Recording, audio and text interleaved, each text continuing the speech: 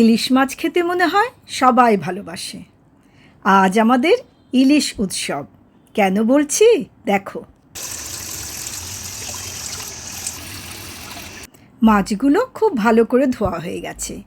এবার ছড়িয়ে দিলাম হলুদ গুঁড়ো আর লবণ। সব মাছগুলোতে ভালোভাবে লবণ হলুদ মাখিয়ে নিলাম। এবার কিন্তু মাছ ভাজার পালা। আমি দুটো কড়াইয়ে রান্নাটা করব। একটা কড়াই আলু ভাজছি আর একটা কড়াইয়ে মাছ ভাজছি। মাছ ভাজা হালকা করেই করলাম।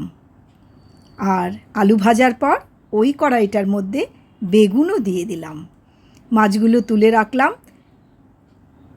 আর এদিকে আলু বেগুন অল্প ভাজার পরে তার মধ্যে ছড়িয়ে দিলাম হলুদ, কাঁচা লঙ্কা দিয়ে দিলাম, লবণ তো দিয়েছি।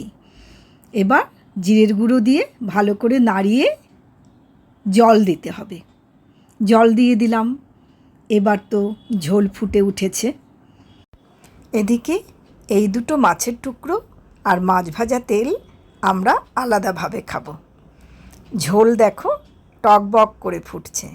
এবার আস্তে আস্তে মাছের টুকরোগুলো সব ঝোলের মধ্যে দিয়ে দিলাম। দেওয়ার পর কিছুক্ষণ ঝোলটা ফুটবে।